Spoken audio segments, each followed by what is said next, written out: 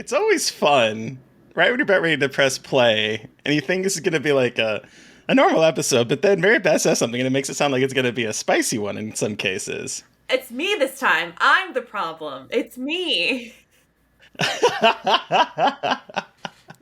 It's not me for once. Welcome back to Little Cuts, our 100th episode? Question mark? What? I don't feel like we've been doing this that long enough to have 100 little cuts, but here we are. It's a weekly minisode where we dig into things that we've been watching, I think just watching recently. I don't know anymore. I'm Terry. I'm Mary Beth. And this week we're talking a queer erotic thriller, sex rooms, a folklore disaster epic, and queer serial killers in love. A lot of gay. We sure are. I love the gay energy of this episode already. There's a lot of gay energy in this. I mean, not that this podcast doesn't always have gay energy, but what you talking about? I'm straight as can be. As man licks armpit in background. Don't pay attention to that. Don't worry about that. Okay. It's a very manly man. He is pumping iron raw. I've deceased. He's sweaty. He has no towel. What are you going to do? It's true. You gotta lick yourself it off. Dry like a cat. This is disgusting. I don't know how demons operate. This is disgusting. I'm so sorry. Anyway, queer erotic thriller? Back in, was it 2020? We had Joshua Tonks on, and he talked about Scream. I love him. He has a wonderful voice. He's very nice. He's very smart. We share inappropriate gifts sometimes with each other. Aww, that's love. Yeah, it is. And he was in a short film called The Latent Image, directed by Alexander McGregor Burrell. Back then, he had said that, they had intentions of making The Latent Image, the movie that he was in, or the short film that he was in, into a feature film, cut forward to 2022. And here we are. The Latent Image just premiered at Soho Film Festival in the UK. Has some other people attached to it that we know. For instance, Brendan Haley, who runs June Gloom Productions. I believe he runs June Gloom Productions. And he also designed my current website's Gaily Dreadful's icon and stuff. And it's also produced by Michael Verratti, previous guest of the show, one of my favorite people on Twitter. Love him. And it takes the idea from the short film and extends it into a feature-length film. And it's about a thriller writer who goes to isolated cabin to write. As he starts writing, he's like having writer's block, and then all of a sudden the words start flowing. And as he starts to write, the things in his book are starting to take place in the real world. It seems like a mysterious man shows up in a car. He enters into the house. There's a little bit of like menace. Is this sexual energy? Is it danger? Mm-hmm. It kind of plays with that sort of motif of inherent possibility of violence whenever there are two men involved where you're not quite sure what the sexualities of the other person. And they start to create this sort of like very uneasy dialogue about what Ben, the writer, has been writing, and it sort of unfolds from there. Story by Joshua Tonks and also Alexander Burrell sort of takes the kernel that was in the short film and adds a lot more complexity and layers to it. And it's a lot of fun, and it was really kind of cool to see a queer-themed erotic thriller, because I think we need more of those. Yes. I can't wait to watch it. But yeah, no, this is good. I think it'll be playing at other festivals hopefully soon, so I hope more people will be able to see it, because I had a good time with it. Cool. I'm so excited to see it, because, again, friends, yeah, but also queer erotic thrillers, and we've done erotic thrillers on Little Cuts, so we want more queer ones, because I think almost all of the ones we did were incredibly straight. Yeah, most of them. I mean, Bound. Oh, we did Bound, and then we did Stranger by the Lake. Oh, Stranger by the Lake. Okay. Mm-hmm. Well, okay. But most of them are pretty heteronormative. Yeah. Yeah. Very heteronormative. But yeah, so I love to see people that I care about and love do great things and succeed. So check it out if it's playing at a festival near you at some point. Yeah. But let's continue with, we have like a theme going. Let's continue with the sex and talk about sex rooms. Okay, so this is a silly one. I haven't had a lot of time to watch a lot of movies, but something I did binge watch is it's not horror at all, but it is I want that old fashioned. It is a new series on Netflix.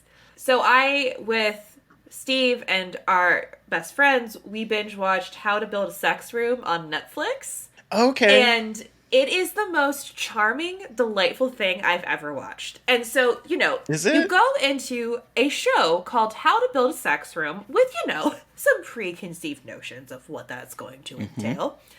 And it's actually incredibly sex positive and very much Oh. embraces queerness and polyamory and all different kinds of sexualities. And the woman who hosted, her name is Melanie Rose. She is like probably in her 50s or 60s, British white woman with super with a pixie cut, super colorful personality, and she is an interior designer, but when a client asked her to design a sex room, she actually ended up making it one of her specialties is designing rooms for sex, for couples. And so each episode is dealing with a different couple with different needs. And so like we have a lot of straight couples, but we also have a couple with a non-binary person and a cis woman. Cool. We have a couple who are part of it's a polycule of 7 people, and she's building a sex room for them to all be able to have group sex comfortably. Oh, so is each like episode a different? Sort of. So they all, yeah, different. So it's like they usually overlap because there's 8 episodes and it's Okay. one couple per episode. They usually will do one couple and introduce a second one, and that'll go, and like the second half of that second couple will go into the Okay. first one. So they overlap A little bit like bit. Alias. Yeah. And there's also a segment of The Alias of sex rooms. Sorry. And then there's actually, even at the end, a woman who does not have a partner but wants a room where she can actually experience orgasm for the first time and like learn how to pleasure herself after being in a marriage for over 20 years and never having achieved orgasm. So it's not like, it's obviously sensationally marketed and named, but it's actually an incredibly like thoughtful show about sex positivity and the importance of sex in relationships and the importance of embracing everyone's sexual desires and like breaking down taboos. And it's a lot of this work in the show does a lot about destigmatizing like BDSM and what BDSM means and what kink means, and kind of breaking down in more simple terms what kink is, and people realizing, oh, you're not beating the shit out of me. Like getting spanked does not mean pain necessarily. And there's a lot of really interesting like couples that seem very uncomfortable with this at first being introduced to these concepts in a way that they can understand, a little bit gentler, and it's really good. Like it's a Netflix home improvement show, so like it's not changing the world or anything, but it's like it was surprisingly fun, and like not, it obviously leans into like this, like they do close-ups of them pouring white paint onto stuff and dripping, like they know what they're doing, but the host of the show is incredibly kind and empathetic and is like, oh, I've never made a room for a polycule before. Let's fucking go. And she's like, she meets with each of them individually to figure out what each of their sexual needs are. And the room caters to everyone's individual sexual desires. And like, it's neat. It's neat. That's cool. I liked it a lot. It's a fun show to watch and like be surprised by. It's got like Queer Eye energy, but less like, yes, queen. Sorry, Jonathan. But it's got like kind of those wholesome vibes of someone coming in and like changing a perspective on sex in a positive way. Oh, yeah. So it's fun. It's on Netflix, 8 episodes. Melanie Rose is my queen and I love her. And yeah, and it's not heteronormative. There's a gay couple, there's a gay couple, there's a lesbian couple, there's a couple, there's a trans couple, like, and it's not just white. Like they did a good job casting because it doesn't feel like heteronormative white people in suburbia. Like it's a pretty broad spectrum of ages, genders, race, socioeconomic background. That was the word. I was just like, what is this word? So yeah, it's not horror, but it's fun. So if you're looking for something that kind of fun and you're okay with watching, it's like, and it's very sex forward. So if you're comfortable with that, it's fun on Netflix. Cool. So, I know. I will add that to my list. Like, I kept side-eyeing it, like, what? Oh, 100%. I was side-eyeing it too, but then one of our other friends told our best friend, this woman who hosted is just like you when you grow up, and I want you to build sex rooms. And I was like, okay, well, that's a funny endorsement. And we watched it, and this woman is exactly like my best friend. The officiant at my wedding, Terry. And what she is like as a person. So we were like, skeptical, but once you get into it, you're like, okay, never mind. This actually is quite fun. So awesome. That's that. Glad to hear that. Let's go into the other end of the spectrum with a folklore disaster epic. So I really thought I was only going to have the queer erotic thriller, The Latent Image, to talk about. And then yesterday, after we had a marathon recording with, for Mary Beth and myself, I got a screener from Netflix for a movie I've been very, very excited for. It's called Troll. Oh shit! It Oh, sorry. It's directed by Roar Uthaug. Not sure if I pronounced his name correctly. You might remember me talking about one of the movies that he directed because he did the first movie in the Norwegian disaster kind of trilogy, Oh The yeah. Wave, the Quake, and then the Burning Sea. He directed The Wave, and then he would go on to do Oh. Tomb Raider, Oh, the Alicia Vikander the one? 2018. Okay. Yeah, and so he's coming back. This is a another Norwegian film. It's about it follows the same kind of themes I would say as The Wave in terms of like ecological disasters that are being caused a lot by man, where we have like the Norwegian government is trying to create a tunnel to through Dovre. By doing so, awaken a giant troll that has been sleeping there because like trolls in Norway, have a very rich folkloric history, and so we follow this movie. I would say takes a little bit. So it's a little bit of Jurassic Park influenced. It's a little bit of King Kong, like Skull Island in particular, I would say influenced, and then it's also ecological disaster. And so we have Nora, who is a paleontologist, who gets called by the Norwegian government to come because they find these giant their footprints, but no one wants to say their footprints in the ground, leaving the Ain't that Dover just tunnel the that was. fucking way? Those aren't footprints. Is obviously a giant fucking footprint. She gets brought into this like big military room. The prime minister's there, the general is there, and everything, and they're showing this big footprint. She's like looking at it, and then looking back at people, and then looking at it, and going, "Is this a joke?" And they're like, "No. What do you think that is?" She's like, "Do you not see a footprint there?" And so what they end up doing is we end up following these different characters as they are trying to figure out what is going on while this troll is causing havoc on its way to Oslo for some unknown reason that is explored through the film.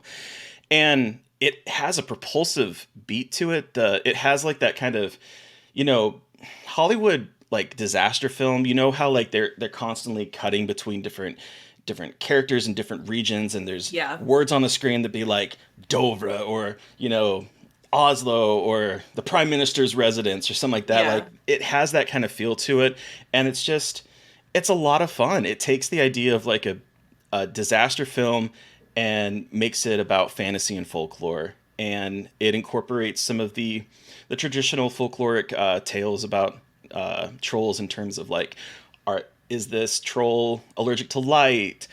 Do they not like bells? Do they like the smell of Christian blood? Like, are they attracted Uh-huh. to eating Christians? And so there's like all of this kind of stuff that the movie explores, and it's a lot of fun. Hell yeah. I've been super stoked for this because, like, I love Troll Hunter and we don't have enough big troll movies, and I'm very excited for this one. And especially because the guy did The It's really Wave, so good. that's super cool. I like the idea of a disaster movie with a troll. That is very exciting to me to watch. And somehow, even though like this is probably a relatively low budget film in terms of like, I mean, when I say low budget, I don't mean that like this is like a $1 million film. Like this film probably has a lot of money in it, but when you compare it to a big Hollywood type of disaster film, Yeah. it's probably a minuscule budget. But I will say that the CG in this movie, particularly with the troll, is so fucking good. Oh, fuck yeah. It Okay. looks so much better than a lot of blockbusters being released in Hollywood. Like he Oh, fits in the screen. He fits on it and he looks like he's part of it, not like he's standing in front of a green screen or the actors are standing in front of it. It looks great. I love this oh, movie. It's fuck. a lot of fun. December 1st, it will be on Netflix. Oh, fuck yeah. Okay, cool. Ooh, that's so exciting. Yeah. Okay. Now apparently we're going to get spicy, which I was not prepared for. So, Mary Beth, what are we watching, and what was your impression of this film? I have to ask. Okay, so we watched Tragedy Girls from 2017, a movie that I've been very excited to watch, and I watched it, and I didn't dislike it. I didn't dislike it. Okay. but I did not think it was as smart as I think it is, as I think it thinks it is. Okay. I I will counter that, but I I'm know. curious. I am curious to hear your points about it too, because I liked a lot about it. I think it's Okay. doing. I like I wish there were more about the characters. I feel like these two girls are a little. They're not surface level. Doesn't feel right. There's something that I want more from these two Okay. characters. I so much wanted them to be like straight queer. Like fuck the boyfriend. I just wanted them to be Hmm. so, because I love that. Like there's that queer tension going on here that I know that a lot of people have talked about, and that is one of my favorite parts here, where it's like it's not just, it doesn't feel like just friendship jealousy that you see in other like more like teen comedies and things like that. It has this more fascinating tension underneath the surface that I was really liked and wanted more of. I think for 2017, I'm trying to remember that it's 2017, not 2022, and a lot has changed in 5 years. Like as much as we like to think it's Hmm. not a long period of time, like this the mat like how we interact on social media is so different, and Hmm. it feels like it's trying too hard sometimes, which I know feels weird because I do love two girls who are very smart that no one suspects being murderers. Like that's fucking rad as shit, and like they're manipulating the system in a fucked up way. And they're not like characters you would, they're not good guys. And I love that. I love good teenage like female anti-heroes who you love but they're also despicable. Like I do love that. Okay. But there's just something Hmm. about this movie that like it wasn't enough. And I'm still trying to figure Okay. out why that is, but it just like I liked what it was doing. I enjoyed watching it, but I just think it was a little bit too surface level than what I was expecting. Okay. I mean, Yeah. I get that. I 100% get that. Which I'm I bummed about because do. I was really excited and like I knew I was like I was like this is this checks off all of my fucking catnip boxes of things to watch. So I'm not really sure. I'm still trying to like totally articulate why it didn't resonate with me as much as it could have. But I want to hear about you, and because this is what you love this movie, I do and love I this want to movie. I hear love this movie very much. yeah, and I want to hear more from you It's about it. so I think if you think of this movie as a romantic comedy, you have two girls that are obviously in love with each other, whether they realize it or not. Yeah. You have the male characters that are introduced to them. One is the goody goody boy next door best friend. Mm-hmm. The other one is a bad boy. This is complete tropes in a romantic comedy. Once they start to get introduced to that and start to embrace that heteronormativity because they've been together for so long, they start getting jealous of each other. Once one person starts to like, you know, focus more on Toby, who's played hilariously by Josh Mm. Hutcherson. If I Uh, had to be murdered, at least it was by you. at least it was you. Once they start to like go in those different directions, they get jealous of each other, and what's the first thing that comes to mind? We gotta kill them. Why? Because we are discovering things about ourselves that we are in love. The music in the movie also plays into this. There is a montage towards the end once they've had their, because girl meets girl, girl loses girl, girl gets girl back, and so girl loses girl in a misunderstanding, and they each go with their respective guys. One, Alexander Shipp's character, who I love, I think she's fantastic in this, ends up with the murderer serial killer, and Brianna Sadie ends up with the boy next door, played by Jack Quaid. And there's the song that's playing, and it's like, I know she broke your heart. Like, there's all this kind of stuff, and it is totally a sappy breakup song about losing your a girlfriend. And then what do they do by the end of the movie? They're back together. They say fuck you to heteronormativity, and they burn prom, which is like the symbol of heteronormativity in a bunch of romantic comedies. They kill the goody two shoe boyfriend and the other boyfriend. They say, no, fuck the world. We are queer. We're gonna go live our happy little murderous lives together. And I think that it's smart because when you have been raised on like the 80s movies where queerness is the villain and it comes in and threatens heteronormativity, and then the heteronormativity has to eventually destroy it and win to succeed it. I'm thinking Nightmare on Elm Street 2, I'm thinking Fright Night, Mm-hmm. I'm thinking Lost Yeah. Boys, Near Dark, like a whole host of those movies where queerness is a subtext. This, it's like the opposite. Yes, they are using the concept and subtext of a queer villain, but by the end of the movie, they are saying, fuck you to heteronormativity. Heteronormativity does not win. they end up going off on their own little life. And that's why I think this movie is smarter than it gets credit for. See, like I guess I get that. I just wish it was more in the forefront. You know what I mean? Like I think I'm just frustrated in 2022 watching this and being like, just make them queer. And like, Yeah. I also, I and agree. I think I also was focusing a lot on the social media aspect too. Like I wasn't necessarily looking at this as a rom. See, your perspective of watching it as a rom-com is like, that makes so much sense. And I do think that what it's doing with its ending is really smart. Like, I do love that trajectory. I think that they were trying to make something about social media that doesn't hit. Oh, they were. And I get, like, this whole, like, social media makes you a murderer, sociopath, whatever the fuck. I think that part, to me, was not done as well, and that was what was kind of more my focus in watching this, and kind of what drew my attention more in terms of trying to parse it, because of the queerness, I was like, oh yeah, these two girls are fucking in love with each other.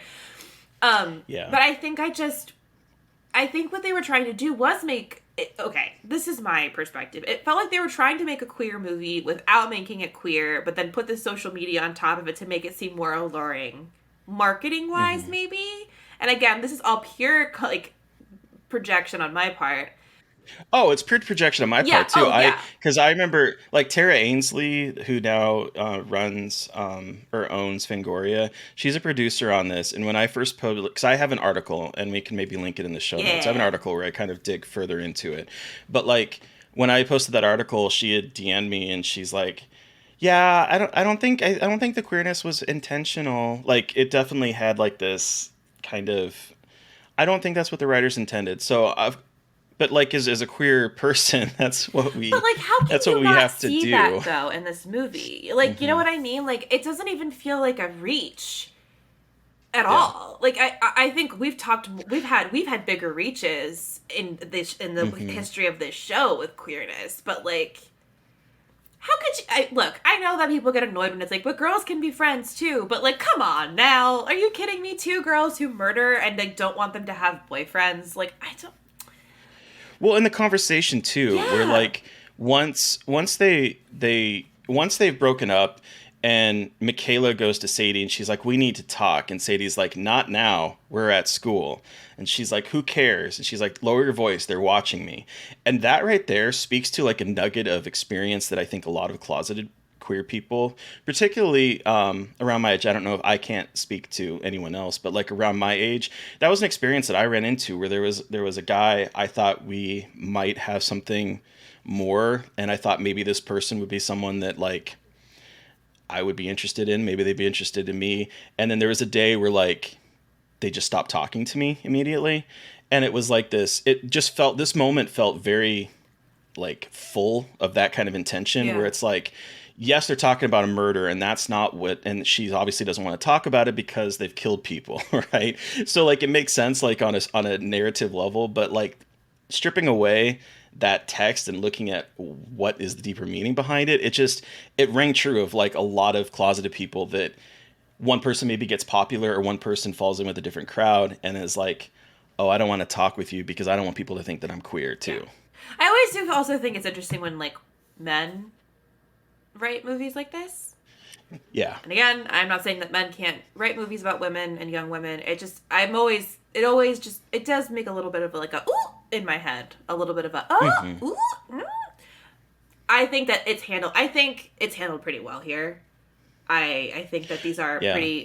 pretty well fleshed out characters with their family backgrounds, and I wanted so much more, but I also think that's because I liked what they were doing with the characters, and I just wanted more about these characters because both how they're That makes written sense. and their performances are so interesting. Alexander Shipp is just, I love her. I know. She is so funny in this. I know. I think she's hilarious.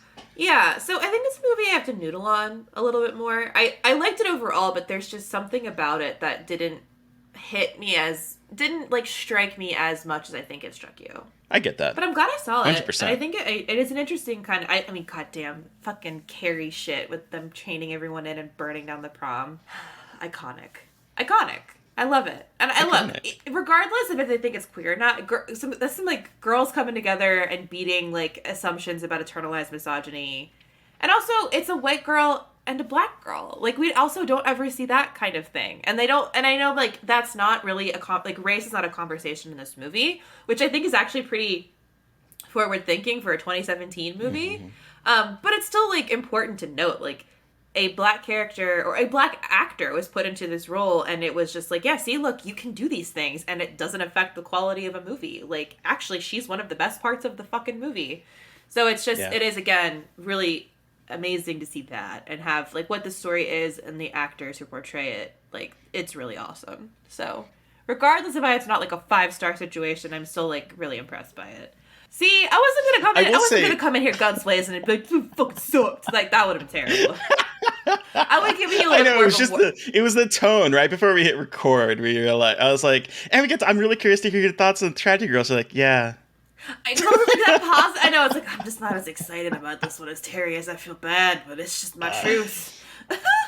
And we don't have to like everything. Obviously, like, there's so many movies where I'm the one that's like, yeah, Exorcist, The Shining, Martyrs, like, it happens. It's my turn to be. My turn to be the. I will say that, yes, I do think that they were trying to make a movie about social media. However, I will also say that I do think we both know at least a couple people who have turned their social media presence into personal tragedy. And like, that is all that they have. And they kind of benefit off of that. So I would say that in some situations, some of the critique felt a little bit on the nose. Yeah, and that's the thing. It's like, I think that they were trying to do a lot that didn't get, like, fully realized in my head. But I think they were on. It's a millennial movie that has young people. That is at a time of Gen Z. Yeah, and right? So I would love to see. I want to see a sequel. I would love to see a sequel of these two women. I'm going to call them women. 2 women going to college and like what their relationship involves and looks like. I think that'd be so cool. Make it textually queer. Please. Would be nice. Let them eat each other's pussies. Anyway.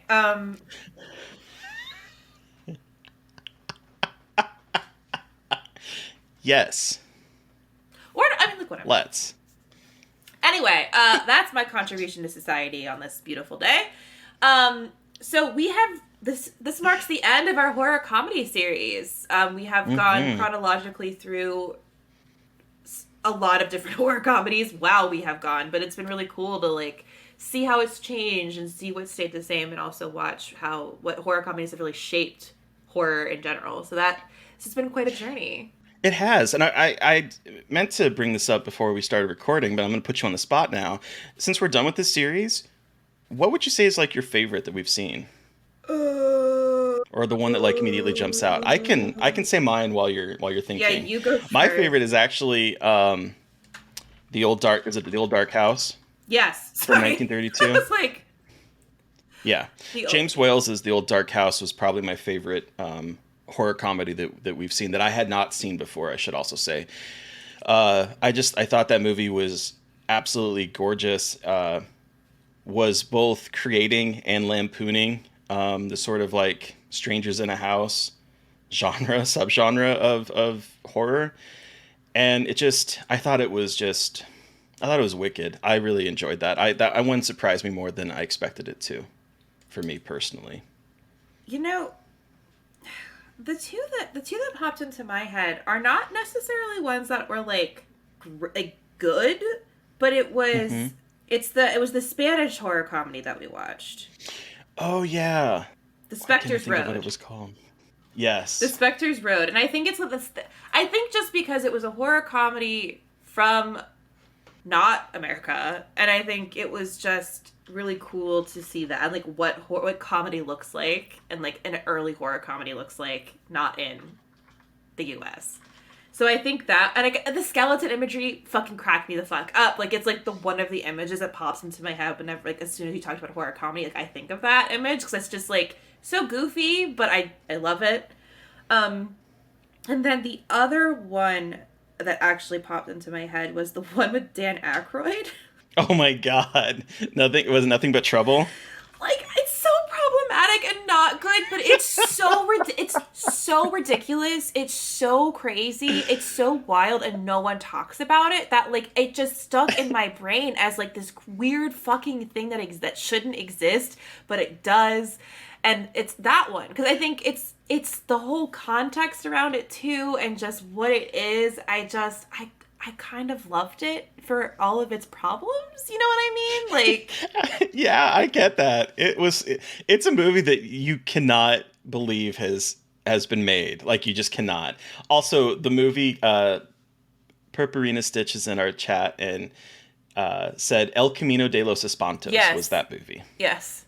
El Camino de los Espantos. Which was a movie recommendation from El. Stitch. So that was, those two were the ones that like really stuck out to me. But the Old Dark House also did, because we talked about queer. We talked about queerness in that with James Whale and Pre-Hays Code. Movie. It's that one is absolutely incredible as well. So those are the ones. I mean, and there's others that like I've seen before that I love. Abbott and Costello Meet Frankenstein, classic. Slither, classic. Night of the Creeps, classic. Yeah, I guess, and the ones I picked were the ones I had never heard of either. Either I hadn't seen, like the other ones I knew about or had like seen or seen parts of before, but those two were like surprises. The movies that I'd never even heard of and never probably would have experienced without this series. And I love that we get the opportunity to push ourselves to watch these kinds of movies, even if we don't love them. It's just we get to appreciate them and like what horror history looks like and things like that. So it's just really cool to get to watch those movies. Not everything can be the Boneyard.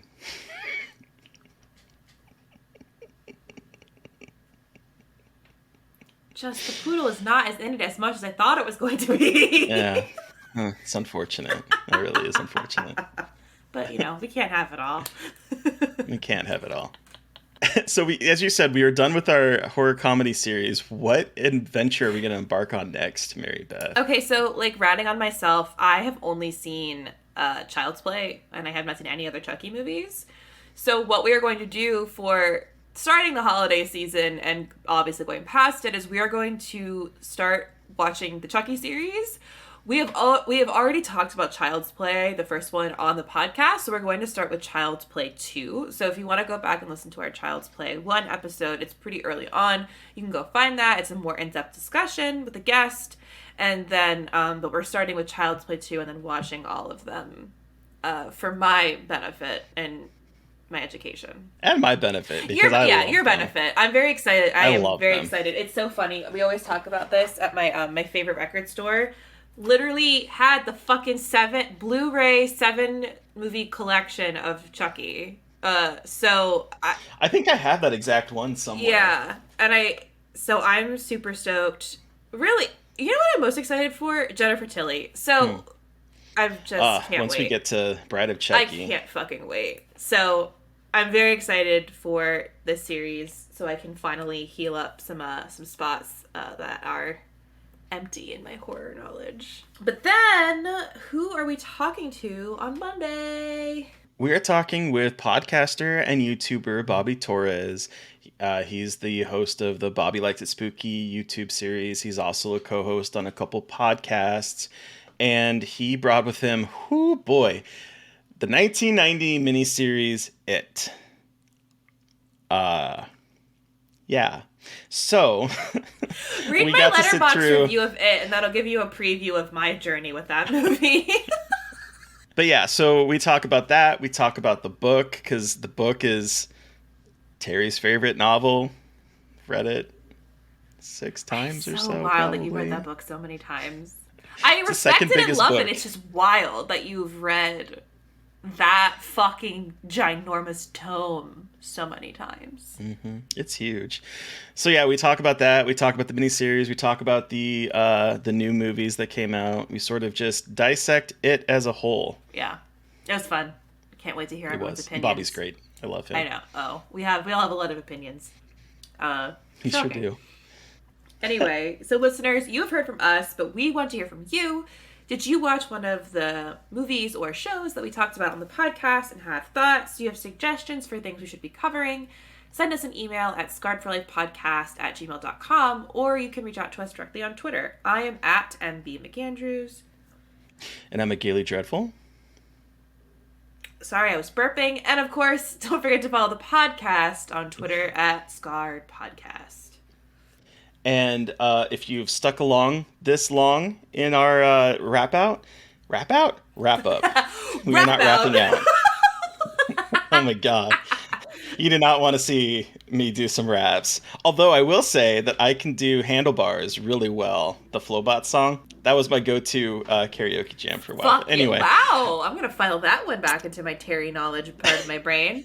But we are not rapping in December. However, for those that are still listening to us, if y'all get 100 reviews, Terry has to do Handlebars. Yes, you have to.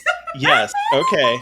Yes. If we get 100 more reviews, I will rap Handlebars. I will debase myself for our followers and rap that song. That's marketing, baby. I will do that. Absolutely. So 100 reviews, not 100 total reviews, 100 reviews from now, I will do that. Get cracking. But Patreon. If you are a Patreon subscriber, we got a lot coming for you. On the 1st, you're going to get a seltzer for life. And boy, was it a choice. We had a bad time. It was a choice. You're 0 for 2. For both of us. 0 for 2. As a sneak preview. On the 7th, you're going to have a fucking 2-hour discussion of Soft and Quiet. Did we mean to talk for 2 hours? Did not expect it to go that long. No. Is it a good conversation? Yes.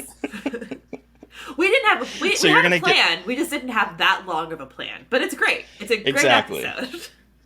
It really is. So yeah, you'll have 2 hours of that coming for the Fresh Wound subscribers. And also we're just doing a bonus episode because we love you. So Fresh Wound subscribers, on the following Wednesday, what is that, the 14th, we're also releasing a mini-sode spoiler cast of Barbarian. Got a lot coming your way. So much content for you. Tell your friends about the content and have them. My camera's decided to not focus on me. Okay, cool. That got worse. There we go. But yeah, we've got so much cool stuff coming up. So please, if you're not a Fresh Wound supporter, give us a try. Maybe. If you are a Fresh Wound supporter, help share. It would be really helpful to get more people subscribed to the Patreon. So thank you everyone for listening. Thank you to Eric Power for our artwork. Thank you to Sean Keller for our music. Thank you everyone for listening. Please stay safe out there. Hope you had a lovely Thanksgiving, and most importantly, stay creepy. And as EL says, 100% worth the sub as a Fresh Wound supporter. Thank you. And with that, until next time.